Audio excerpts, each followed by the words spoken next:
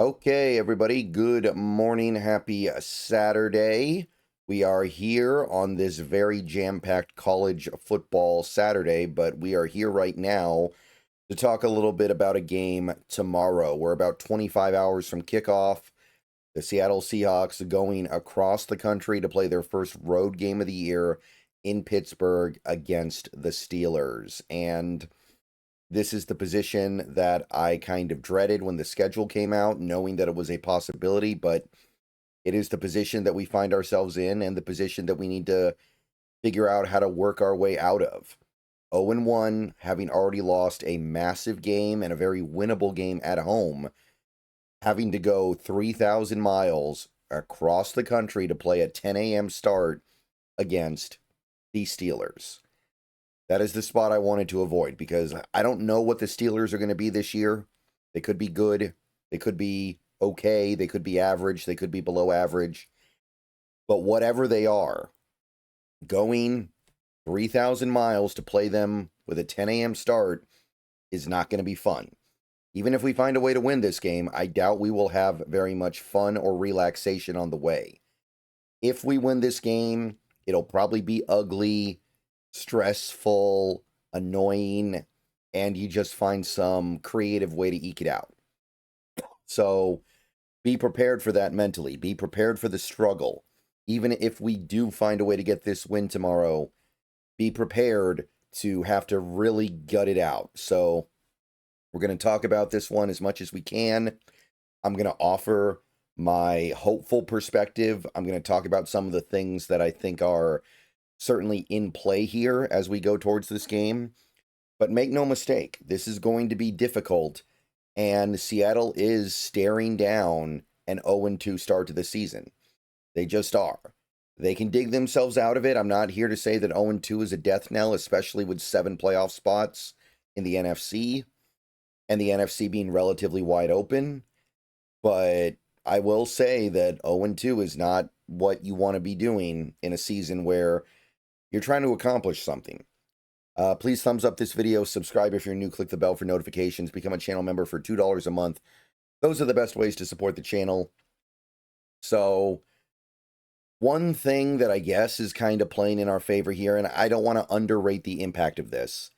The Steelers are coming off a win, and it was a hard-fought win. That was a win that they got pushed to the very brink in order to get.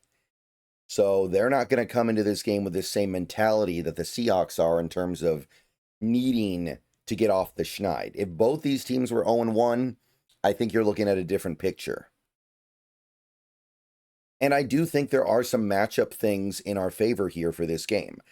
If you take a look at that Steelers offense, let's start with that side of the ball.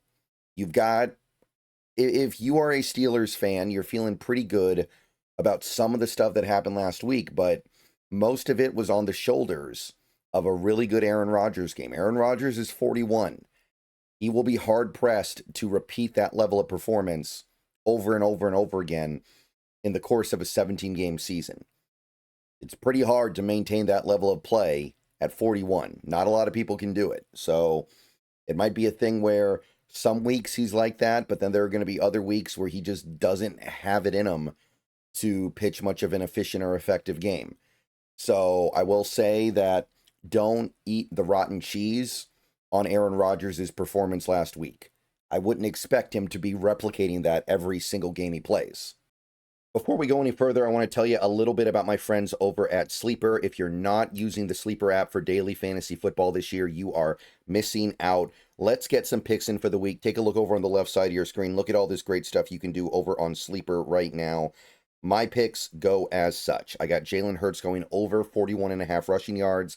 I don't think Philly really trusts their passing attack right now. I think that Jalen Hurts is going to scramble a lot. I think there are going to be a lot of designed runs for him. I got JSN going over 65.5 receiving yards. Our boy. Who else are we really going to throw to right now? Clearly, we don't trust anybody else that much. And I have Travis Etienne going over 55.5 rushing yards on the Bengals. He's feeling it right now. Remember, the Sleeper app, use the promo code SBN to get a $100 match on your first deposit. Terms and conditions apply. See Sleeper's terms of use for details.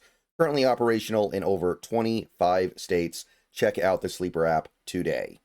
And even in that game, we saw a Steelers offensive line that really didn't do much.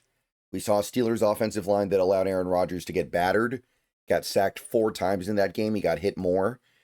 And to me, that's kind of the key here.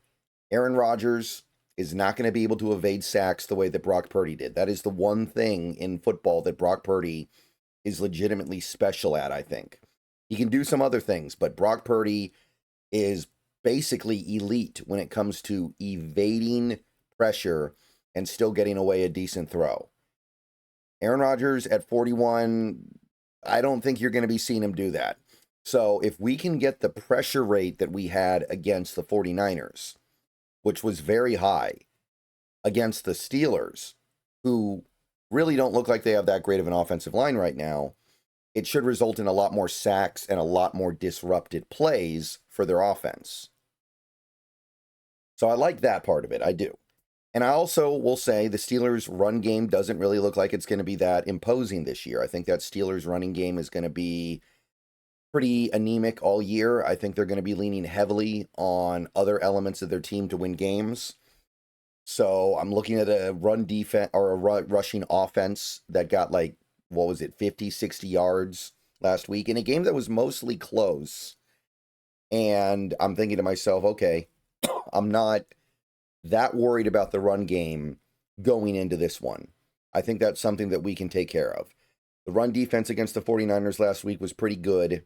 I think that they are at least capable in that area. They may not be great, but I think they're going to be capable. So I don't mind that matchup either.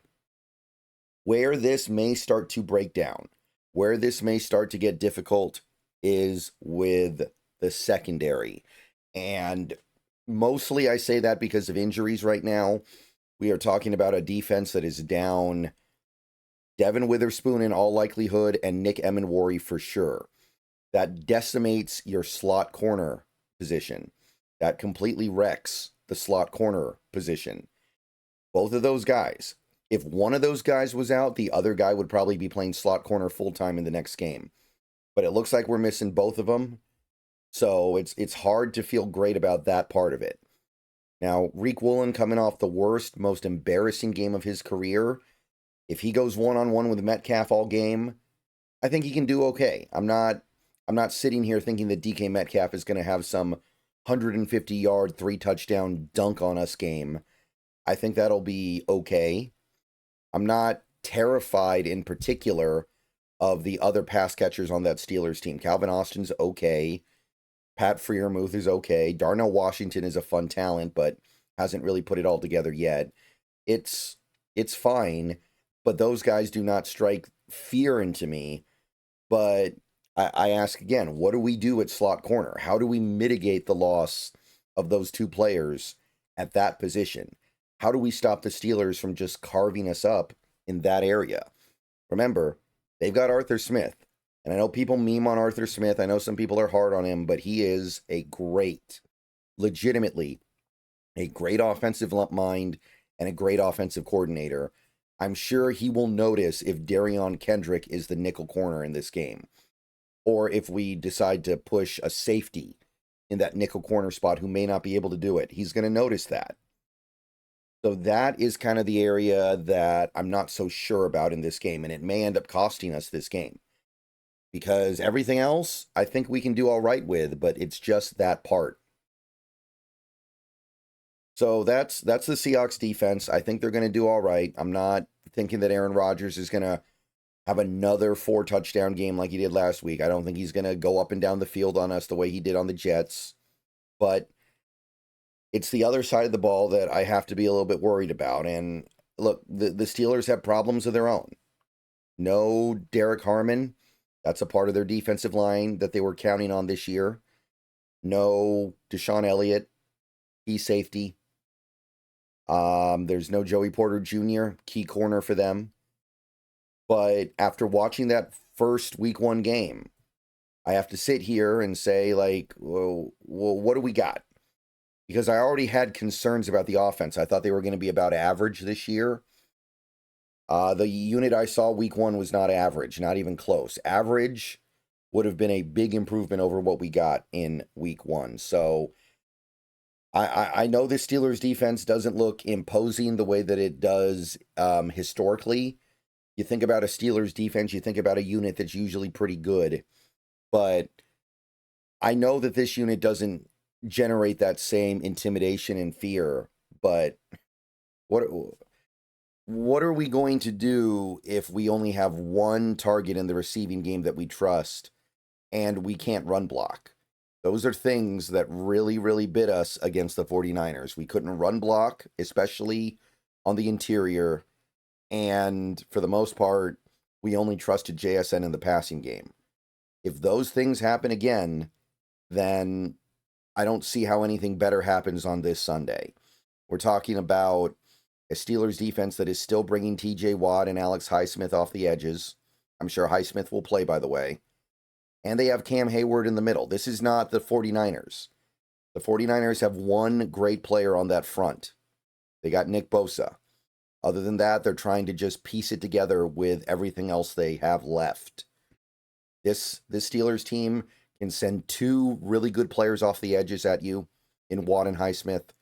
And they've got a really good player on the interior as well in Hayward. So it's not going to be like last week where it was all about trying to find their one stud and to take care of him. It's going to be this guy needs to do his job, this guy needs to do his job, and this guy needs to do his job, and they might need to do it on their own because there's not going to be a lot of help to give them. You can't ship and you can't double on both sides of the offensive line and expect to have success over the course of a game. You can get away with it sometimes, but you're not going to get away with it all the time. So I don't know what the solution is there, but all I can say is they got to be better. I don't think you win this game unless you spread the ball around. The Steelers, I'm sure they're either going to double JSN or just sick Jalen Ramsey on him the whole game. And if that happens, you're not even going to get the 9 catches for 124 yards out of JSN. You're not even going to get that. It's going to be even more anemic than it was last week. And it was pretty bad last week, but at least you had JSN putting in the work. If you don't get that, and you're not getting more out of Cooper Kupp and AJ Barner and Elijah Arroyo and Torrey Horton or whoever else, what does it matter?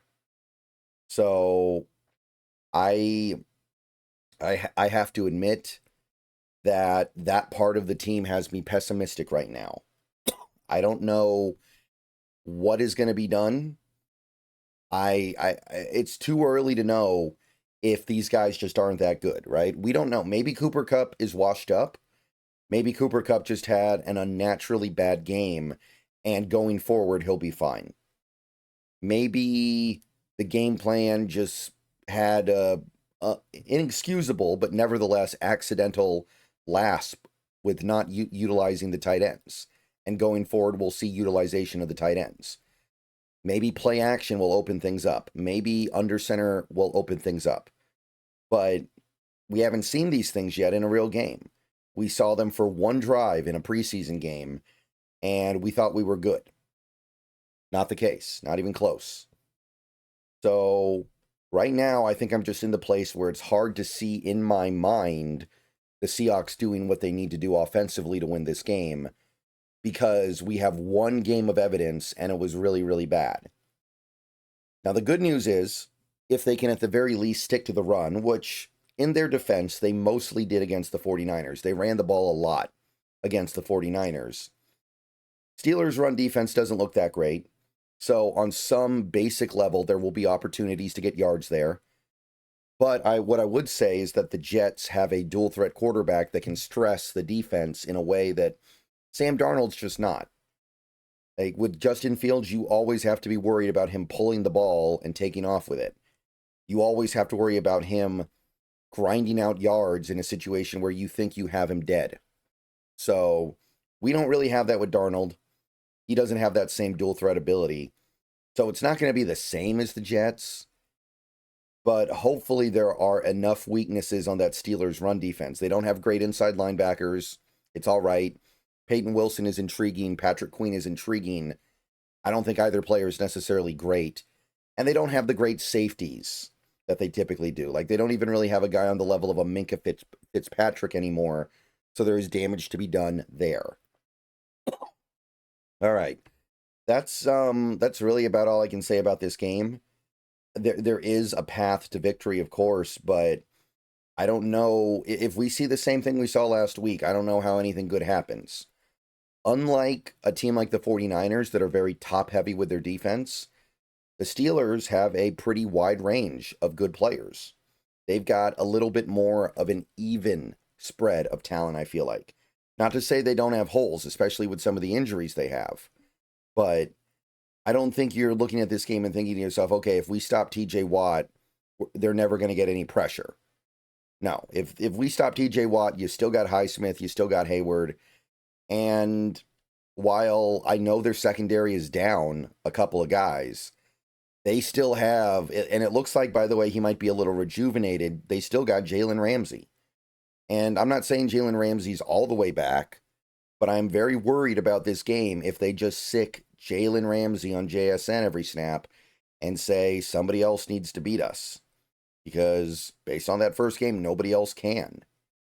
And it sure would be nice to see those guys come through once or twice. And then we can say we know at the very least that it can happen.